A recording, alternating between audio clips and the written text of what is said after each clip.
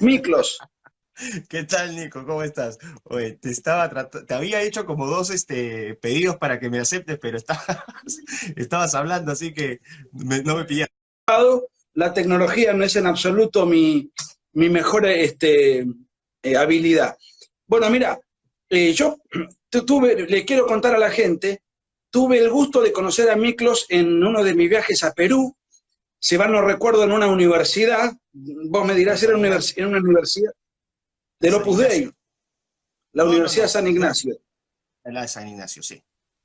Muy bien, de ahí nos fuimos a comer con Agustín Laje y otros amigos que estaban allí, y ahí pude conocer a Miklos, que en este momento está en Inglaterra, que está educando e influyendo sobre todo el mundo de habla hispana, así que después vamos a promocionar el canal de Instagram de Miklos, peruano de origen, tu origen Húngaro peruano. Húngaro húngaro, peruano. muy bien, De hecho, húngaro te digo que peruano. somos tocayos, porque Miklos es Nicolás en húngaro. Así que somos tocayos. Bueno, además de compartir ideas, compartimos el nombre. Así es. Mira, No, vos sabés que dime. yo en mi primer libro lo escribí en el 2004 y después seguí escribiendo hasta que presentamos en Perú con Agustín el libro negro de la nueva izquierda y ahí nos conocimos, ¿no? Ujú. Y esta actividad, este oficio, a mí me dio la posibilidad de conocer gente muy inteligente, pensadores, escritores, conferencistas, académicos, y debo confesar que rara vez me he topado con alguien de tu brillantez académica. Así que quiero aprovecharte y que te aprovechemos, todos los que estamos conectados en este momento. Y me gustaría arrancar precisamente con eso. ¿Cuál crees vos que es el rol del intelectual en la sociedad? Bueno, en primer lugar, Nico, muchas gracias por aceptar, porque lo que la gente tiene que saber es que yo en marzo, ¿te acuerdas? Yo estaba en Inglaterra, y yo te dije, oye, Nico, voy a estar en Sudamérica y me gustaría ir a Buenos Aires a visitar a unos amigos y de paso entrevistarte para mi canal. Y bueno, vino todo este tema del coronavirus y no se pudo realizar. Pero bueno, de alguna u Claro, otra manera estamos aquí conversando y yo estoy muy contento, tal como te lo dije por interno, y también quiero expresarlo públicamente. Esa admiración que tú sientes por mí es recíproca, porque no solamente Agustín y tú lideraron este movimiento antiprogresista que ya está creciendo fuertemente, sino que me identifico mucho con tu carácter, porque yo me reflejo mucho en lo que tú haces, cuando tú debates, cuando tú peleas, y yo soy así, temperamental, igualito. Y me identifica entonces cuando veía tus debates contra las feministas, Agustín muy diplomático, ¿no? Muy técnico, muy bien, y tú de cállate, oye, y entonces me mataba de la risa, porque yo me identifico mucho con ese estilo también, ¿no? O sea, ser cordial, ser correcto, pero no aceptar tonterías tampoco. Cuando la mentira sale, uno tiene que cortarla. Así que dicho esto, y pasando a la pregunta, que más que una entrevista, yo creo que conversaríamos así como amigos. no, no, por supuesto, pero tengo ganas de preguntarte muchas cosas. Después las Adelante dialogamos, entonces. después las discutimos, pero me anoté cositas que para despertar un poco el diálogo que quiero aprovecharlo contigo. Porque, ¿sabes por qué te pregunto primero esto? Porque en esa cena que estábamos comiendo la comida más rica de Sudamérica, por lo menos que la peruana, este, vos me dijiste, yo me voy a ir a Gran Bretaña. ¿Y para qué? Para desde allí difundir y defender las ideas conservadoras. Me llamaba la atención, digo, ¿por qué no lo hace desde Perú? Pero finalmente cumpliste con tu objetivo, con tu pretensión, te fuiste a Gran Bretaña y tu vocación y tu canal de YouTube, que también recomiendo sentidamente, está abocado a lo académico, a lo intelectual, o sea que efectivamente lograste eso, pero me gustaría saber cuál es el rol que vos visualizabas. Por eso te pregunto sobre el rol del intelectual. Claro. Bueno, yo lo comenté en un vivo anterior. A mí me identifican mucho las palabras de Thomas Sowell. Thomas Sowell fue un discípulo de Milton Friedman. Es un economista afroamericano, negro. Y con el paso de los años, Sowell se ha hecho conservador. Ahora es Research Fellow emérito, o sea, investigador emérito del Hoover Institute de la Universidad de Stanford, que es un think tank conservador de los pocos que quedan. Y Sowell decía que generalmente los intelectuales, si uno revisa la historia, más es lo que se han equivocado que lo que han acertado. Entonces habría que tomarlos con cierto recelo, ¿no? Yo creo que esa afirmación está empíricamente respaldada. Generalmente los intelectuales se equivocan.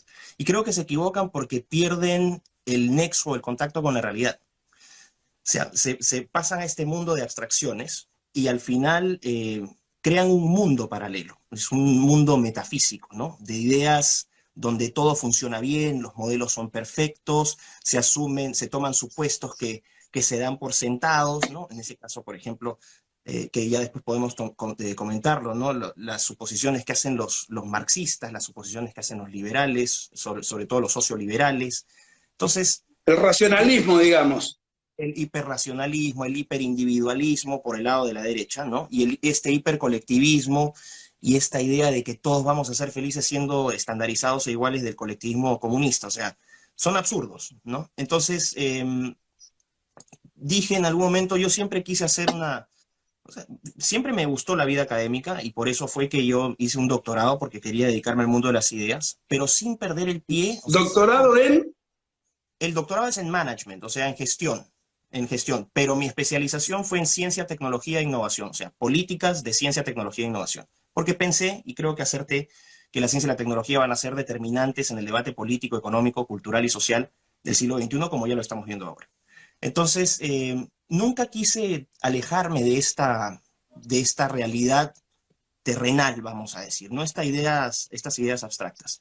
Y otra cosa también es que, haciendo el doctorado, me di cuenta que había mucha arrogancia en el mundo de la academia, ¿no? Como que se creían una raza aparte, una raza distinta, que eran superiores intelectualmente, y en realidad lo único que sabían pues era una cosita de este tamaño dentro del universo del conocimiento. O sea, se vuelven expertos en algo muy, muy puntual, que es lo mío también. O sea, yo soy experto en algo muy, muy puntual, pero no me sentía cómodo con eso y sentía que la vida era mucho más rica que el mundo pequeño del campo teórico que yo había escogido.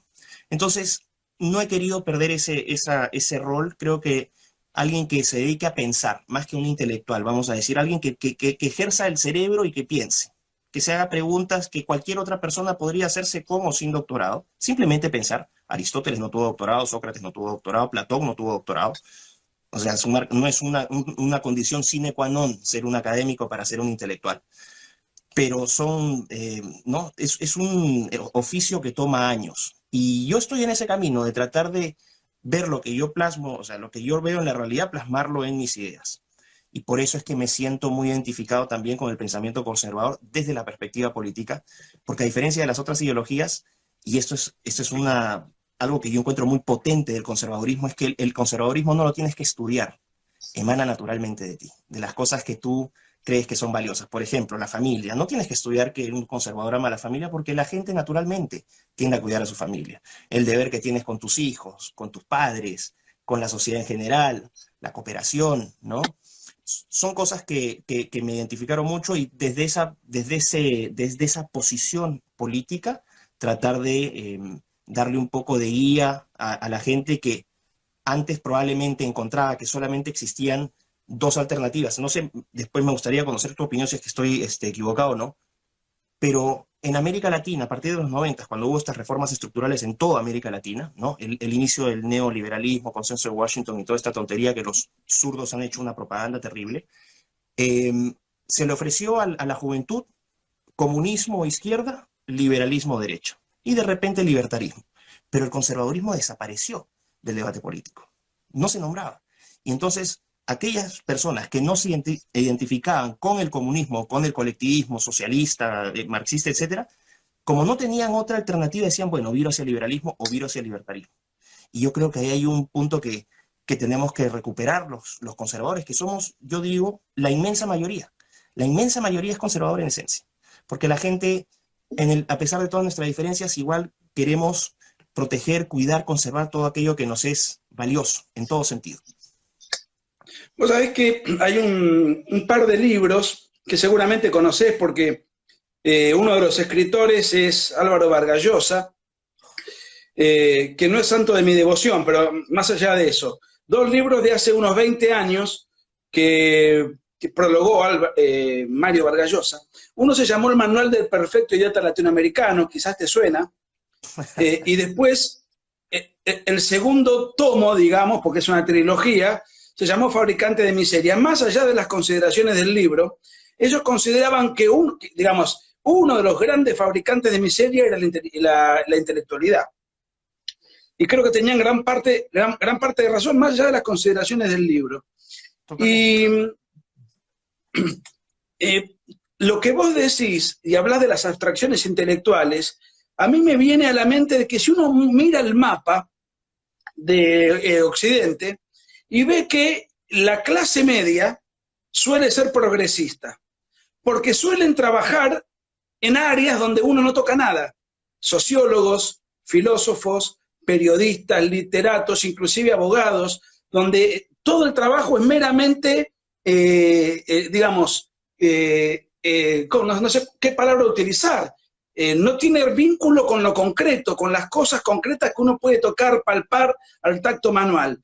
Y los sectores más ligados a la derecha son las clases bajas, que a lo mejor trabajan en una fábrica, y las clases altas que invierten dinero en un emprendimiento determinado y tienen que llevar adelante, qué sé yo, por ejemplo, yo invierto dinero en fabricar vasos, vidrio.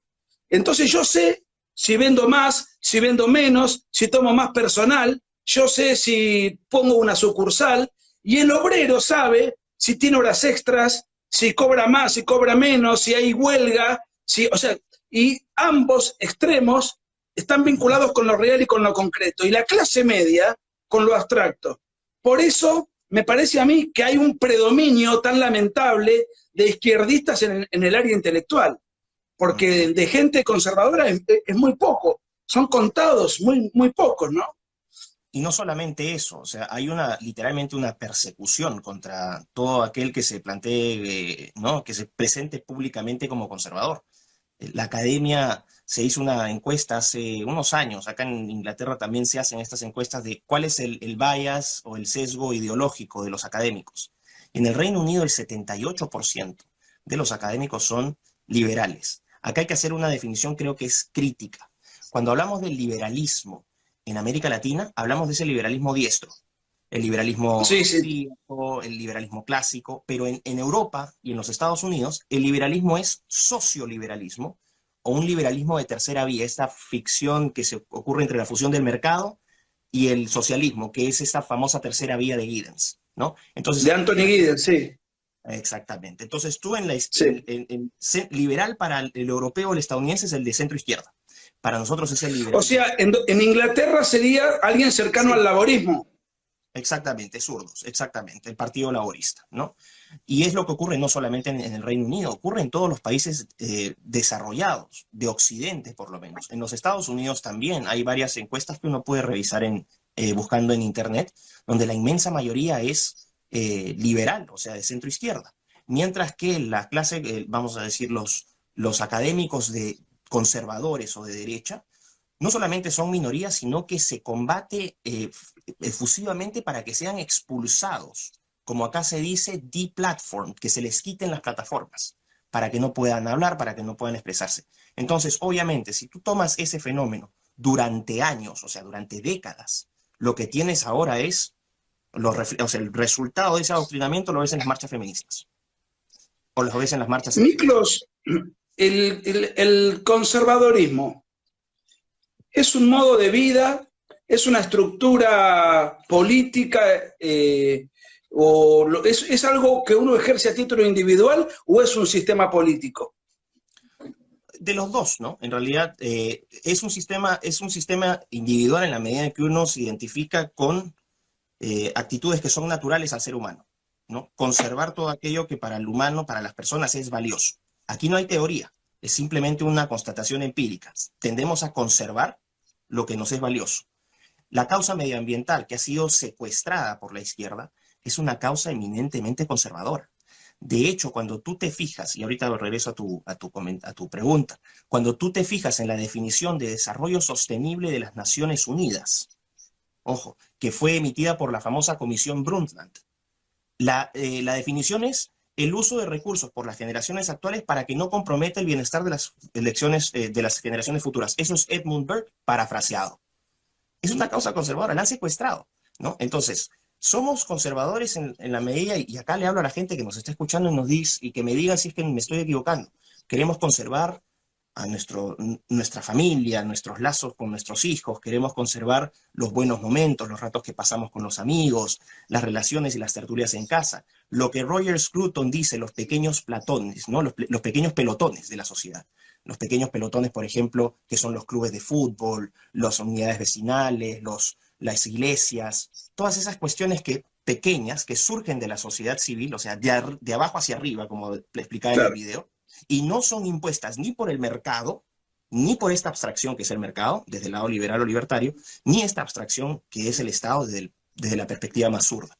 Entonces me identifico mucho con eso, porque efectivamente tú estás en tu casa, abres la puerta y estás con tus vecinos, tus amigos, ¿y qué es lo que pueden hacer de repente? Alguien se sienta, empieza a tomarse unas cervecitas, pasa el vecino, oye hermano, siéntate acá, y así es como surgen esos lazos de confianza. Eso es conservadurismo. Por eso es que es una ideología que en esto, perdón por decir la palabra ideología, es una actitud subversiva. El conservadurismo es el bolchevismo del siglo XXI. ¿Por qué te lo planteo de esta manera? Pero es un bolchevismo bueno, o sea, no apuntamos a un colectivismo estúpido, sino apuntamos a un comunitarismo, que es distinto. El comunismo es la imposición del colectivo desde el Estado a la gente. Y el comunitarismo Ingeniería social. Ingeniería social. Efectivamente. Mientras que el conservadurismo es aquel comunitarismo, no comunismo, porque surge de la comunidad, en la formación de la comunidad y los lazos que se forman entre sus miembros. Eso para mí tiene una expresión natural. Dime. No, ¿sabes por qué te preguntaba si es una actitud ante la vida o porque se asocia, y vos mencionaste varias veces al conservadurismo como una institución fundamental en la familia, ¿no? De hecho, es la institución arquetípica de la sociedad civil que sirve para oponerse ante la prepotencia del Estado. Pero, ¿a dónde quería apuntar yo? Y esto dicho con el máximo de los respetos a la persona que voy a nombrar. Un pensador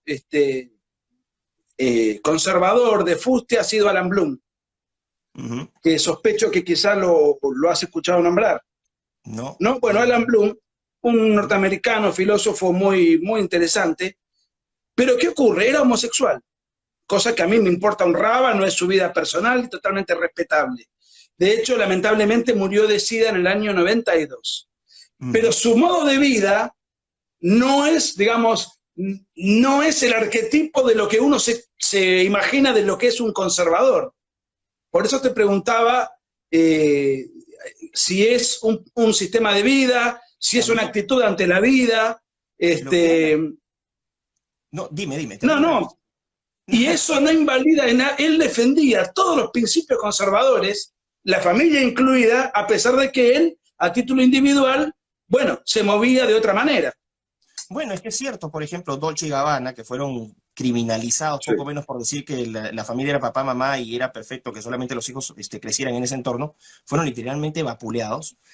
El hecho de que tú seas un conservador, o sea, es una actitud ante la vida y como di esos ejemplos que surgen naturalmente, ¿no? Pero obviamente tú no eres un individuo que está aislado de la sociedad. Aquí también hay otro quiebre fundamental con el liberalismo o con el libertarismo, que es una situación más extrema incluso. Nosotros somos alguien en la medida en que también nos posicionamos con respecto a los demás. O sea, yo no podría tener una identidad si es que yo no pudiese compararme o verme con respecto a otros, ¿no? O sea, el yo, el tú, el nosotros, el ellos, eso te ayuda a posicionarte en el espacio.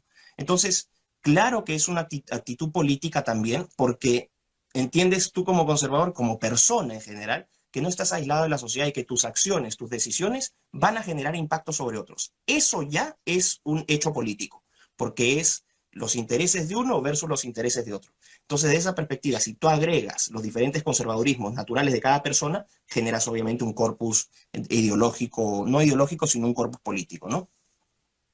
Vos sabés que, bueno, hay un video tuyo que recomiendo vivamente, que no me acuerdo el nombre, vos mencionás 11 postulados del conservadorismo. No me acuerdo el título del video. ¿Cómo? Principios del pensamiento. Los principios del conservadorismo. Y señalás, en contraposición a este racionalismo del que hoy hicimos mención, el racionalismo liberal o el racionalismo marxista, que el conservador no tiene una ideología para explicar al mundo de una manera redonda, sino que se funda en la experiencia. Y hay un pensador francés, Maurras, Maurras, digamos. Maurras. Lo tenés. Bueno, vos sabés que Lo conoces, no, el año pasado, que bueno, yo lo que conozco del conservadurismo, a diferencia tuya, que yo he visto que vos estás muy influido por el conservadurismo anglosajón. Ujú, Y lo que yo he podido leer en la materia es más bien del conservador latino, digamos, ujú, ujú. que no son exactamente iguales, aunque tengan puntos de contacto. Pero ¿qué decía Morras? Él hablaba del empirismo organizador. ¿Qué quiere decir esto? Que hay que tomar todo aquello que la experiencia ha demostrado que funciona en otros países o en los propios países de uno y tomarlos, adquirirlos, digamos, y que no ni más ni menos que aquello que ha funcionado, uno lo capta y así va construyendo su orden social. Exacto. Dime, ¿qué teoría necesitas tú explicar, para justificar eso? ¿Necesitas teoría para explicar algo que viene tan natural?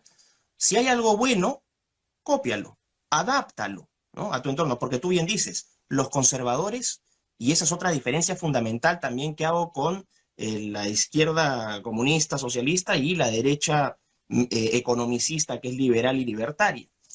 Eh, Estos dos sistemas, por más que se opongan, en realidad lo que hacen es, y tienen puntos en común, ambas tienen aspiraciones universalistas. Ambos quieren aplicar su ideología en todo el mundo, en todas partes. Y eso es como ponerle un corsé, ¿no? A la mujer. Lo que estás haciendo es, no tomas en cuenta las particularidades de cada región. El hecho de que, por ejemplo, la gente que vive en el Sahara tiene culturas completas, una forma de vida completamente diferente a la gente que vive en Escandinavia, porque hay cuestiones geográficas, climáticas, alimentarias, sociales, culturales.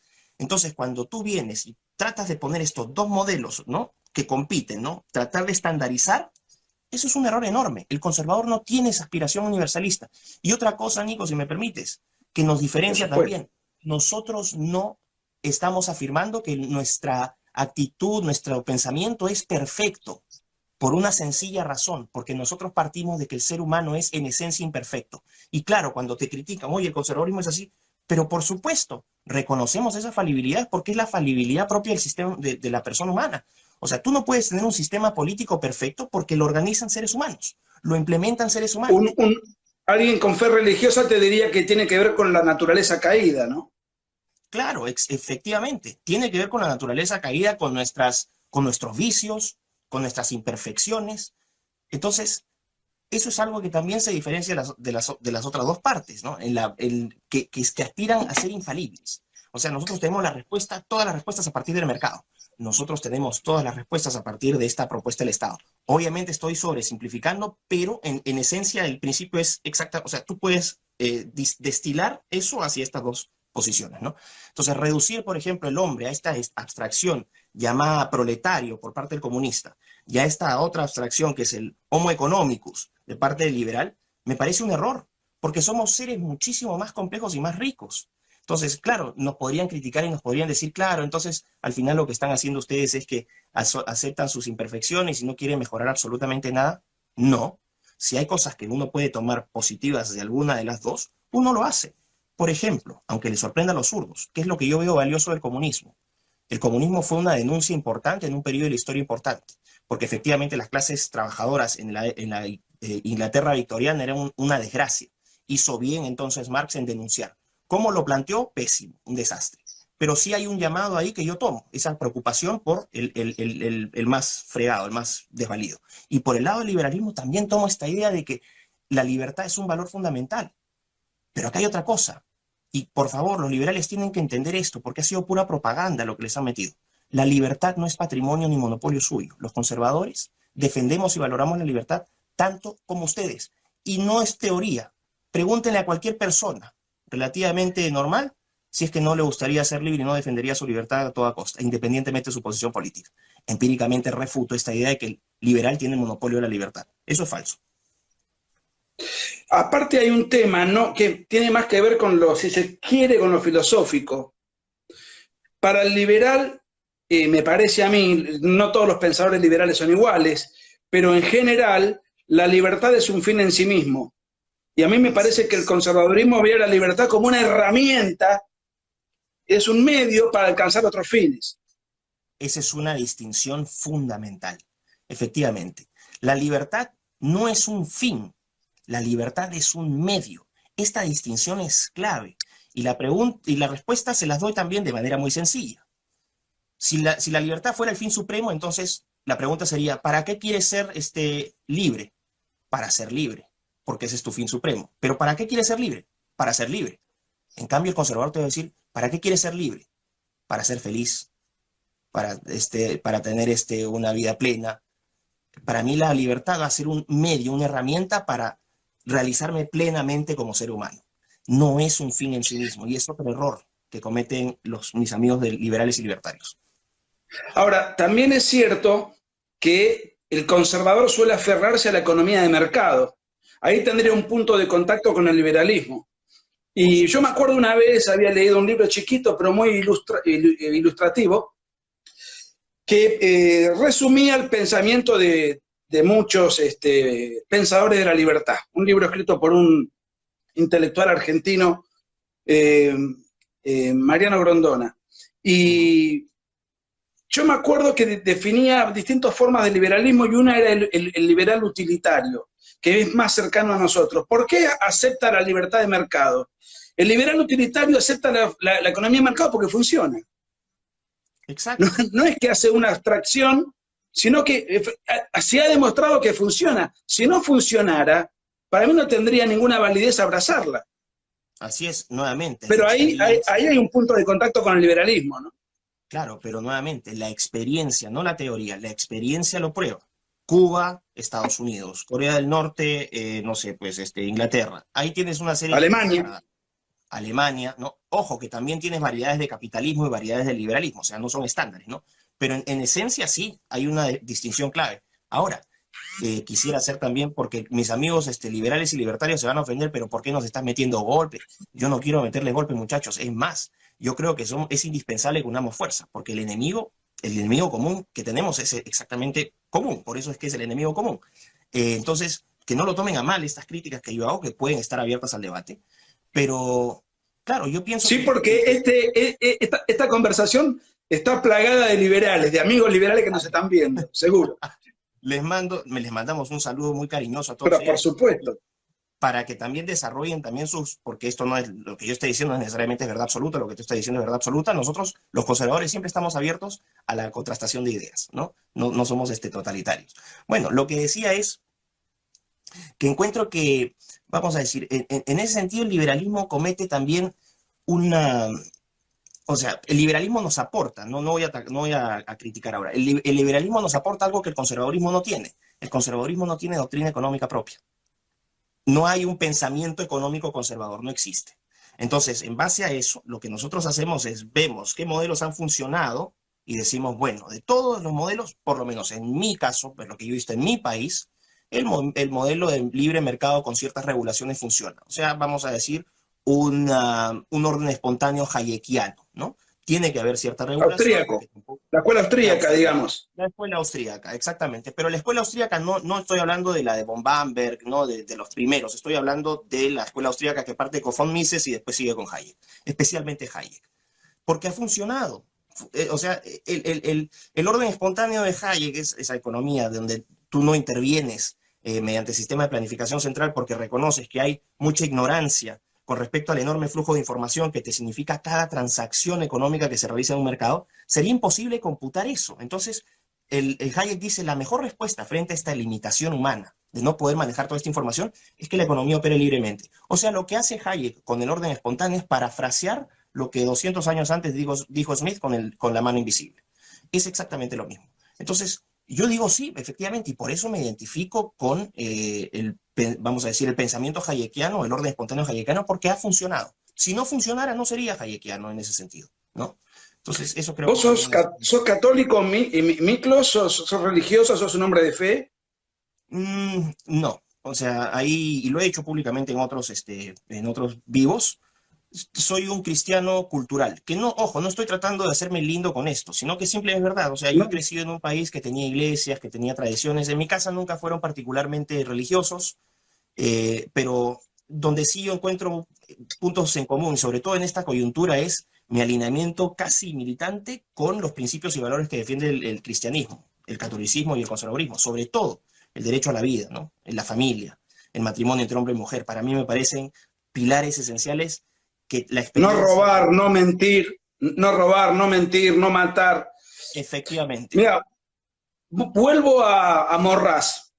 Ujú. Hay una frase que se le atribuye a él, que él no tenía fe, era ateo, pero era un defensor acérrimo de la iglesia, porque decía que la iglesia, los principios cristianos, promueven hábitos operativos buenos, y que independientemente de la existencia o no de Dios, esos principios que vos señalás, no matar, no mentir, respetar la propiedad privada al no robar, al no codiciar bienes ajenos, son todos hábitos que perfeccionan a la comunidad, perfeccionan al individuo, pero también a la comunidad. Y él no era un hombre de fe. Por Claro, o eso me sea, identifico mucho con lo de, yo sí creo en Dios. Pero eso que vos hablás del cristiano cultural me parece muy compatible con esta frase atribuida a Morraz, ¿no? claro, ¿Qué? dime, perdón, dime. No, terminá y después te quiero llevar a un tema que tiene que ver con el vínculo entre el conservadorismo y la tradición. Pero quería que Claro. redondee lo que pensabas decir.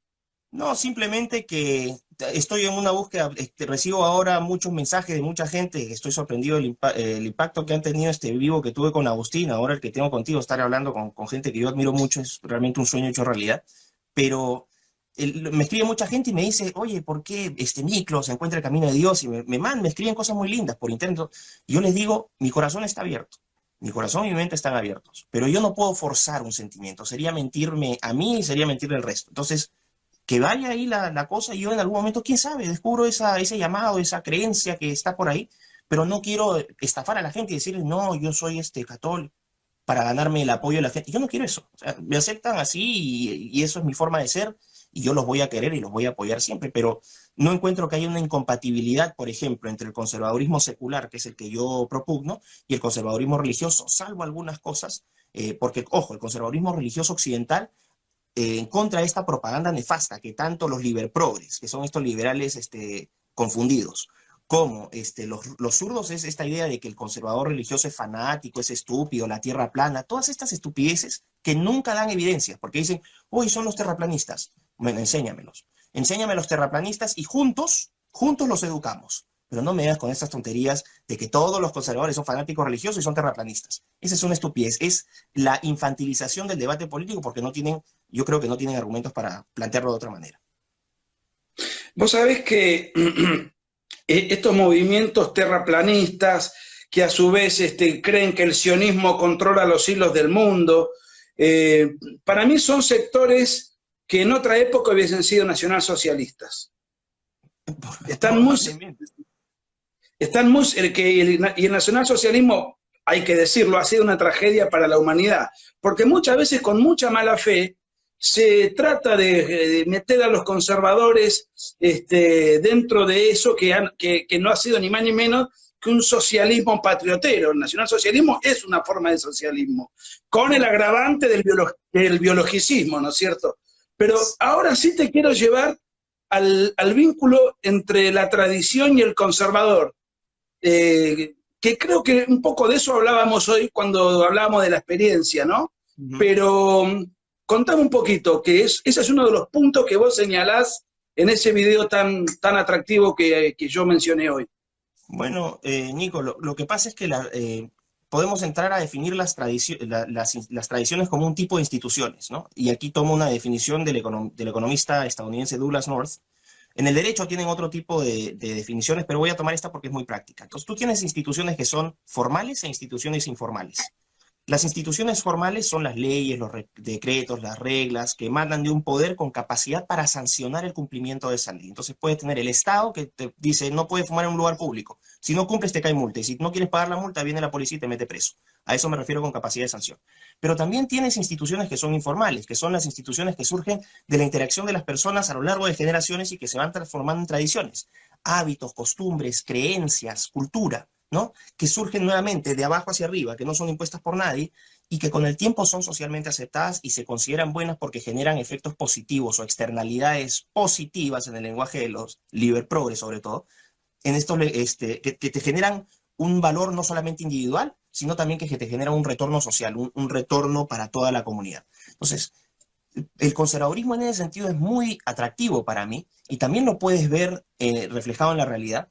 Cuando tú ves, por ejemplo, las tradiciones, cuando te vas a los pueblitos alejados de diferentes partes del mundo, en Argentina tienen sus costumbres, en Perú tienen sus costumbres, y eso le da identidad también, porque el sentido de identidad es muy importante. Cuando tú piensas en una escala macro, ese terrible ataque contra el Estado-Nación, de destruir las fronteras, de que todos somos un mundo globalizado y que no hay diferencias entre nosotros, lo que estás haciendo ahí en nombre de la diversidad es destruirla. Destruyes la diversidad en nombre de la diversidad. Y si tú vuelves y lo haces, y haces vamos a decir, con un microscopio, haces un zoom, vas a encontrar que esas mismas interacciones que surgen de abajo hacia arriba son las que dan identidad colectiva, que dan un sentido de orgullo. Es, por ejemplo, cuando pasa con Argentina, su selección de fútbol es un motivo de orgullo, ¿no? El tema, por ejemplo, que aunque haya sido una derrota, pero también es un sentido que otorga mucha unidad a la Argentina, el tema de las Malvinas, en el caso de Perú, Machu Picchu, ¿no? Cosas que nos hacen únicos, pero eso no significa entrar a un nacionalismo, que esas tradiciones sean excluyentes. Esa es otra gran mentira que se ha vendido, que porque uno afirma lo suyo, afirma su identidad, afirma lo que lo hace sentir orgulloso, que lo posiciona en el mundo, es algo que es nocivo y tiene que ser combativo, me parece terrible, porque lo que haces ahí al final es privas a la gente, sobre todo a la gente más joven, la privas de religión, la privas de historia, la privas de valores, de tradiciones, las privas de todo aquello que le pueda otorgar identidad, y a la larga lo que tienes es, sobre todo en la gente joven, una gente joven completamente perdida que no sabe cuál es su lugar en el mundo. Eso me parece terrible. Digamos que una cosa es el patriotismo y otra el nacionalismo. Claro. Y creo que el patriotismo sí está ligado al conservadorismo, claramente, ¿no? Por supuesto. Yo, mientras vos hablas, yo anoto en la computadora ideas para no olvidármelas. O sea, te estoy escuchando con la oreja, no es que estoy distraído. No. Y acá anoto en la computadora. Yo tuve una relación con la religión y esto no me lo quería olvidar porque vos mencionaste que estabas abierto. Mi familia son todos ateos. Yo soy católico y me convertí después de los 20 años de edad. Porque yo sentía, en mi sentir era que había un Dios, pero yo no encontraba una explicación racional. Y la encontré cuando leí las 5 vidas de Santo Tomás. Entonces, explicadas, no a Santo Tomás en crudo, porque es bastante complicado, tengamos en cuenta que fue un pensador del año 1200, sino desmenuzado. Y entonces era lo que yo necesitaba para convertirme. En el caso tuyo, no tenés ese sentimiento, y si no tenés ese sentimiento es más difícil, pero en algún momento a lo mejor te aflora. ¿Cómo se suele emparentar al conservadorismo con sectores aristocráticos? Con sectores... ¿Esto vos crees que es malo para el conservadorismo? ¿Es una suerte de estigma elitista? Bueno, ¿Una etiqueta infamante? ¿Cómo? Si me permites, yo creo que hago una distinción en base a la introducción, o quizás sea el caso argentino, pero donde yo veo fuera de, vamos a decir, del caso argentino que no lo conozco, pero mi perspectiva o mi percepción y de lo que he visto en los viajes que he hecho es que el conservadurismo ahora está arraigado en las clases más bajas, en las masas, claro, que están totalmente desatendidas y totalmente indefensas ante este Estado que es brutalmente opresor. Porque en las clases altas lo que vas a tener, o en las clases medias altas, lo que vas a tener ahora es progresismo, ¿no? O vas a tener variantes de liberalismo, socioliberalismo, liberalismo de centro-izquierda, ¿no? Chicos que se fueron becados de Chile, Argentina, Estados Unidos a hacer la maestría, o Inglaterra a hacer la maestría en estas universidades liberales, y que regresaron no con el concepto liberal como lo entendemos en América Latina, sino que regresaron con esta mentalidad socioliberal. Y cuando me refiero a socioliberal, empiezo a hablar de economía social de mercado de los ordoliberales, o el estado de bienestar rawlsiano, o si no hablo pues de este liberalismo este liberalismo más no socialista, pero este liberalismo de intervención en la educación, en la salud, el feminismo, que era el miliano, ¿no? de John Stuart Mill. Entonces vienen con un liberalismo de centro-izquierda, no vienen con un verdadero liberalismo. Y esas son las capas más altas. Y curiosamente, también ves que ahora las capas más altas también tienen tendencias hacia la izquierda. Tú no vas a ver a los más pobres o a los más desatendidos abrazando banderas comunistas. Son muy pocos. Lo que vas a tener son jóvenes adoctrinados, o en colegios o en universidades, que son de clase media, que son aspiracionales clase media, clase alta. Pero la clase más desatendida son conservadoras en esencia. Entonces tú me dices, esta relación que se hace del conservador con las capas altas, yo no la veo.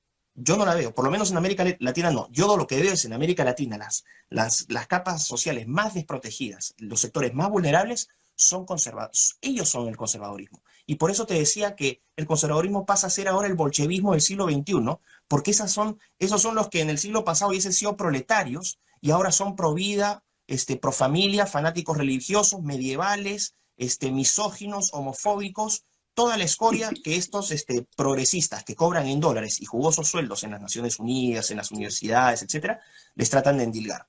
O sea, esta gente, el progre, no habla por el pueblo. El pueblo no encuentra, o la gente no encuentra una identificación porque, como te decía, les ofrecías el menú comunista o liberal libertario. Pero acá, señores, viene es la tercera vía no guidenciana, sino scrutoniana, Nicolás Gómez Daviliana y todas las que tú dices, y ahí estamos, creo que, para llegar a un espacio importante. Pues hay que, vos me mencionabas recién que muchos liberales iban a determinadas universidades y volvían con un cassette, iba a decir, mira, eso delata mi edad, un cassette, y con un chip. Me identifico plenamente. Yo tengo 45 años, así que igual que yo, creo que somos... ¿Cómo? Igual que yo soy de abril, tú eres de mayo, o fines de abril. No, yo soy del 22 de abril. Ya, yo soy del 8, soy días mayor que tú. Son más grandes, sí se nota. Mismo nombre, hermano, somos gemelos. Yo soy Arnold, tú eres Lito. No, vos sabés que lo que vos planteabas, yo no lo había tomado tanto como que volvían infectados de estatismo económico. Pero efectivamente, lo que yo noto también es que muchos que van con una idea liberal vuelven inadvertidamente infectados de marxismo cultural. Porque a lo mejor el mercado ya lo manejan, lo creen, lo tienen como algo que funciona. Ahí lo podemos comprobar.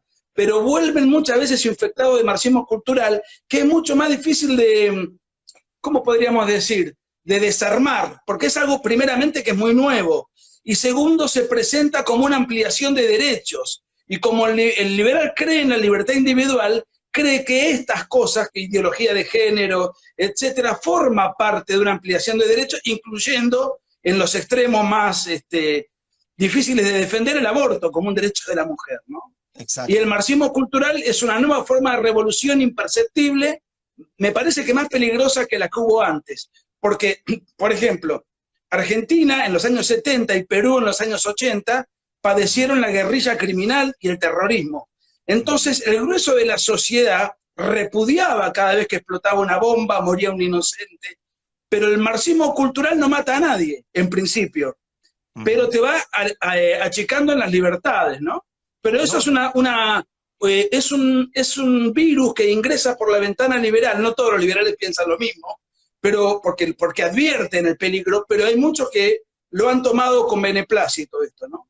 No, totalmente. Mira, si tú revisas un poco la historia de las ideas, John Locke, que es el liberal inglés, es vamos a decir, el abuelo del liberalismo clásico, ¿no?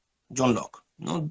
Y John Locke decía que tú no... ¿Y el padre cuál sería? ¿El Burke? Bueno, si es Locke, es el abuelo. No, Locke sería el abuelo, el papá sería Smith, ¿no? Hume también, bueno, Hume era más conservador, ojo, a pesar de que criticó mucho a la religión, pero Hume era conservador porque hablaba de las tradiciones, de la importancia de las tradiciones, era un conservador secular. Pero hoy día, Locke, Hume y probablemente ya entras más modernos, Mill y bueno, después la escuela austríaca, pero el problema del liberalismo es que tú tienes muchos liberalismos. Es otra cosa, si que me permites cortito. Cuando la gente dice, soy liberal, Ya, ok. ¿Qué significa eso? Es como que decir soy terrícola. Porque el liberalismo tiene tantas variedades que tienes que realmente especificar a qué tipo de liberalismo te refieres. Tú puedes tener un liberalismo que va hacia, vamos a decir, desde el centro hacia la izquierda, tienes el socioliberalismo. Estado de bienestar, justicia social, igualdad. O sea, ahí la igualdad se antepone ante la libertad. Pero ese es el liberalismo igualitarista, que es el liberalismo de las élites latinoamericanas que se fueron a educar a los Estados Unidos y a Europa, lo que te decía. Te vas yendo un poquito más al centro, vas a tener los liberales clásicos, Smith, Ricardo, ¿no? Que no disociaban economía de política, que para mí eso es algo muy importante, porque yo también me identifico mucho con el liberalismo clásico. Estos principios de que la moral, no, somos seres morales y nuestras transacciones también, así sean económicas, están determinadas por cuestiones morales. Entonces no separan eso. Te vas un poquito más a la derecha y encuentras a los clásicos, a los austríacos, Hayek, Mises, etc. Te vas un poquito más a la derecha, Public Choice Theory, Escuela de Chicago. Te vas un poquito más a la derecha, Friedmanianos. Te vas un poquito más a la derecha y ya estás entrando al terreno libertario, hasta el extremo que ya vendrían a ser los anarcocapitalistas que dicen cero Estado, todo mercado. Que también es un error para mí teórico y no teórico, pero es un error práctico. O sea, tendría aplicaciones prácticas muy, muy nefastas. Pero bueno, entonces cuando te dicen liberal es que soy liberal.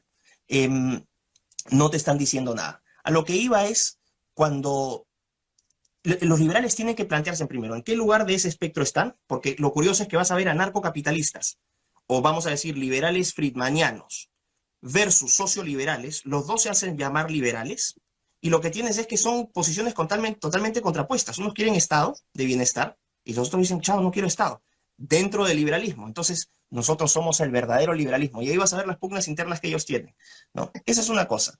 Ahora, con respecto a vamos a decir, al rol del liberalismo en el sentido más político, ¿no? ¿Qué es lo que ha logrado el liberalismo? Yo creo que el liberalismo aporta un principio importante que es el principio de la libertad. Por lo menos que lo elevan a un valor, a un fin, como tú decías, correctamente. Es un fin supremo. Para nosotros es un medio.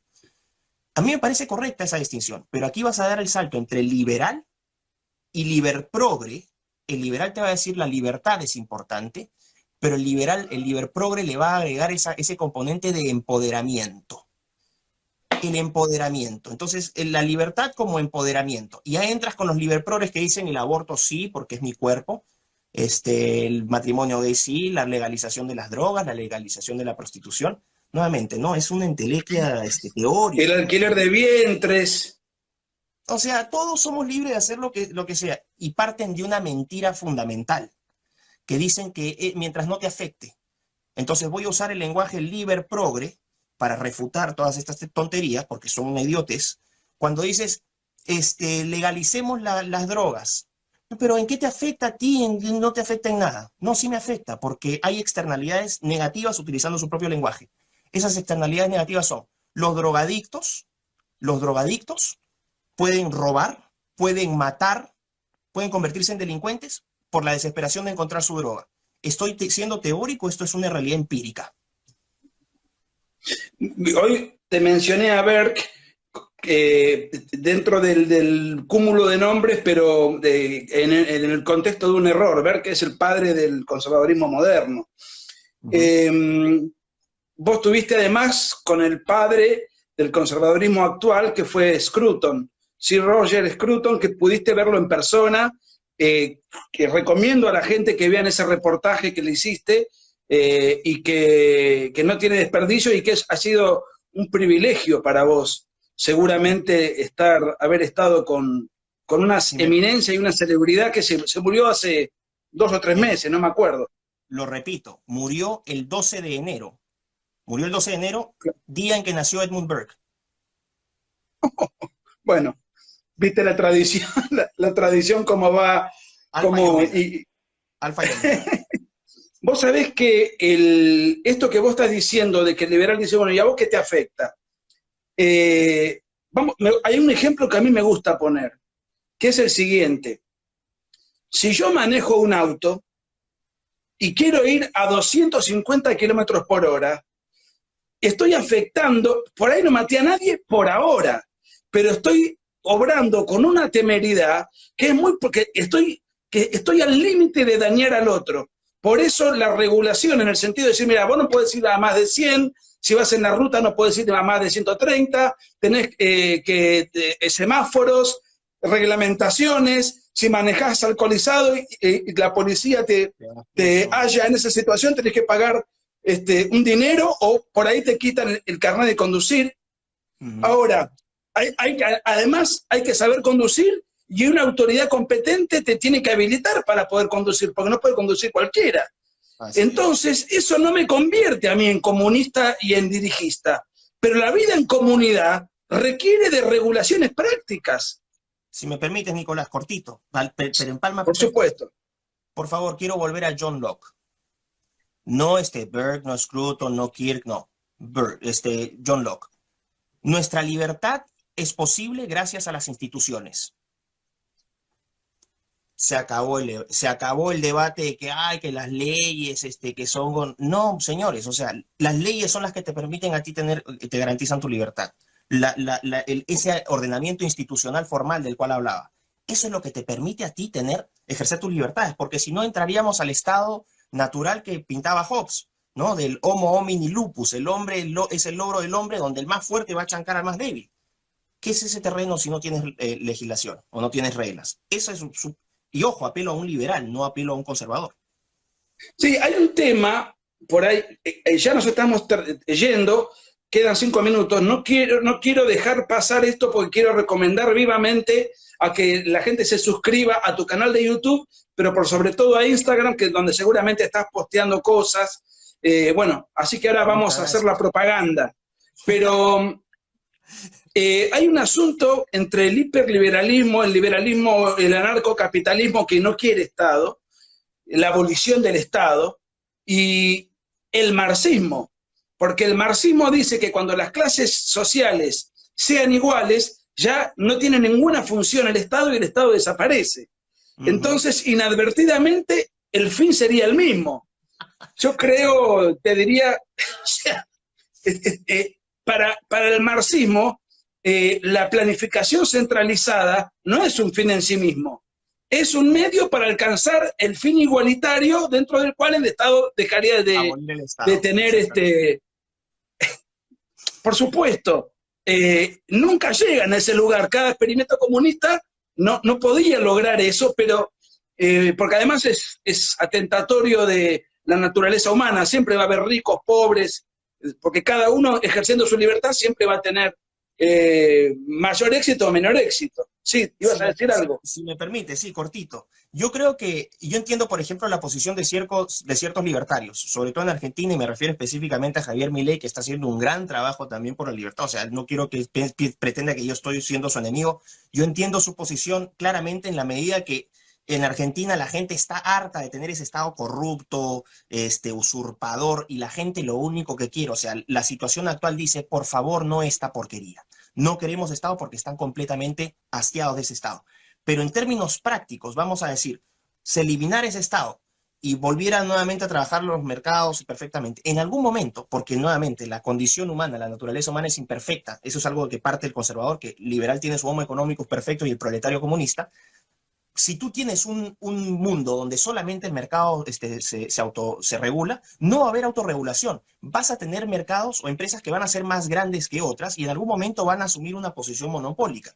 ¿Tú crees que ahí que las empresas más grandes van a portarse bien porque simplemente quieren el bien común del libre mercado? Van a funcionar como un Estado, pero desde la perspectiva, o sea, el abuso del poder por coaliciones que son dominantes. Entonces yo creo que ahí hay un error teórico importante del libertarismo. Eso creo que también habría que señalarlo. Bueno, quiero aclarar que Javier Milei es un gran amigo mío, me honra con su amistad.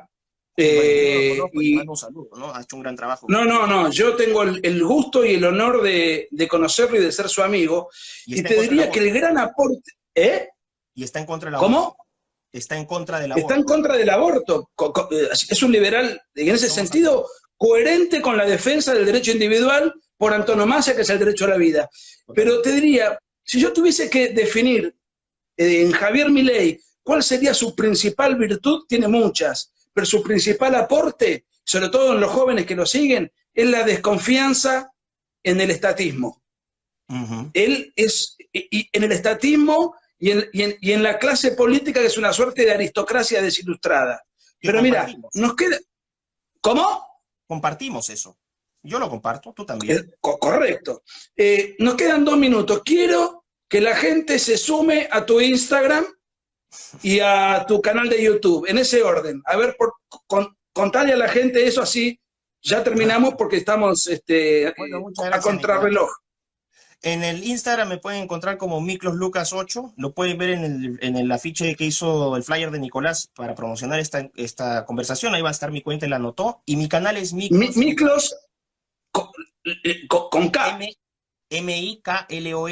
y el apellido es Lukacs. Y ahí lo pueden encontrar, ese en mi canal de YouTube. Para mí ha sido, Nico, un placer realmente. Yo creo que si te digo que me quedé corto realmente. ¿Quién sabe? Para no saturar a la gente con vivos, acá hacemos uno de acá en 2 meses, quién sabe. Pero definitivamente me quedé con gusto a poco, y como te dije, ¿no? Para mí es un honor conversar contigo, te lo he dicho en privado también, y me alegra mucho y te agradezco mucho esta posibilidad de que hayas tenido de ofrecerme, de conversar contigo. Es realmente un No, honor. el gusto es mío, el Gracias. gusto es mío, y creo que nos debíamos este diálogo. La tecnología socialista nos permitió comunicarnos. Un gran placer, aprendí muchísimo, creo que todos aprendimos, Igual. todos los que están escuchando, hubo una cantidad de mensajes de gente conectada, y esto va a quedar colgado 24 horas, y si después alguien lo sube a YouTube, mejor, porque va a ser, creo que yo, para que podamos atesorar este diálogo tan... Y además ya vamos a repetirlo Claro más que sí. adelante. Fuerte Un abrazo, abrazo. Un, y sí, bueno, un hasta el abrazo a los próximo, hasta el amigos. próximo. Sí, cortito, un abrazo a los amigos de Radio Libertad, y ellos con seguridad lo van a subir. Y bueno, Nico, un abrazo, muchas gracias por todo, realmente. No, gracias a vos, hermano. Dios te bendiga, aunque vos no creas en Dios. No, no, no, Dios te muchísimas bendiga, gracias. Sí. y seguiremos estando en contacto, y ya reiniciaremos, porque todo esto da para muchos temas más que obviamente quedaron en el tintero. Un fuerte Así que abrazo. bueno, fuerte abrazo y hasta pronto, hasta muy pronto. Cuídate, muchas gracias. Chao.